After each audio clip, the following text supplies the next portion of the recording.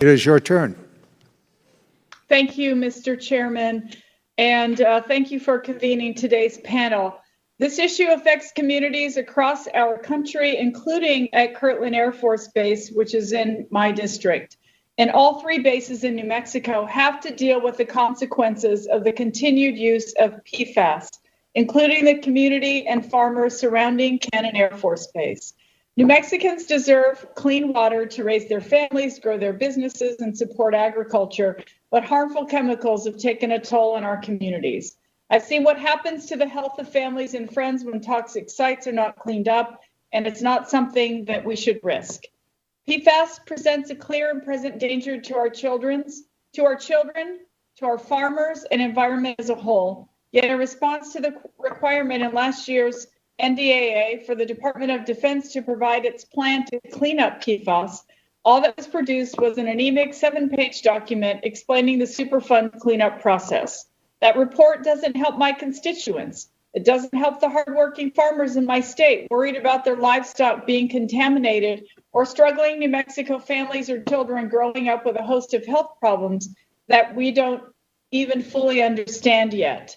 You're hoping that by the end of fiscal year 2022, 96% of the installations where PFAS was released will have completed only the first step of the cleanup process, ignoring the two or so dozen, installations that won't even make it that far. You then move on to the next step that takes anywhere from 3 to 6 years before even starting to address the contamination. And Secretary Sullivan is present, is that correct? Yes, ma'am. Okay, thank you so much. Secretary Sullivan, if this committee told you that in anywhere from 3 to 10 years will fund or otherwise address concerns that the Pentagon raised in its appropriations request you sent us in the spring, would that be helpful? I'm not sure I understand the question. I apologize. If you could clarify. Ms. Haaland, yeah. The sound system is not particularly good. Please repeat your question, yeah. And we'll see if we can pick it up here. Okay, I apologize. Is that a little better? Yes. Okay.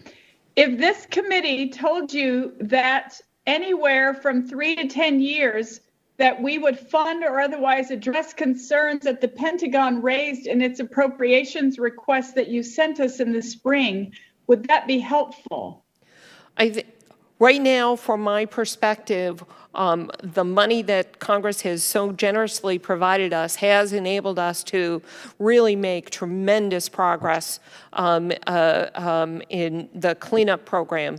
Let me make it perfectly clear that our priority has been drinking water. If we in fact know that drinking water has been impacted by Department of Defense activities, we have all the tools in place, all the funding in place, the authorities in place to be able to address that immediately.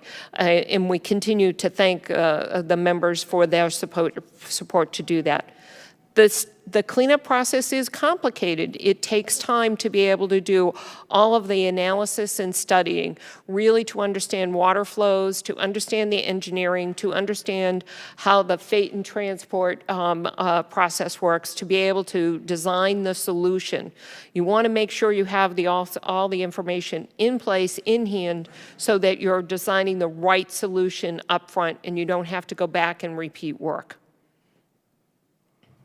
Thank you for that answer. One last question, Ms. Sullivan. Secretary Sullivan, you previously testified it could take 30 years to clean up the PFAS that has been confirmed. If PFAS is also confirmed at the sites where such contamination is now suspected, how much longer will cleanup take? Well, it's really hard to say how long cleanup will take because it's going to be dependent on a lot of site-specific circumstances. That's why it's so important the work that Dr. Nelson and his team is doing to see if there are alternatives that will actually enable us to work on addressing the cleanup. Remember, there's cleanup of groundwater, there's cleanup of soil, there's all sorts of aspects. We have really good solutions for drinking water, but we really need to work on more efficient and effective measures to treat groundwater, to treat soil, and see if we can accelerate that process in any way. But again, it's going to be site-specific how long that solution is going to take and the specific circumstances at that site.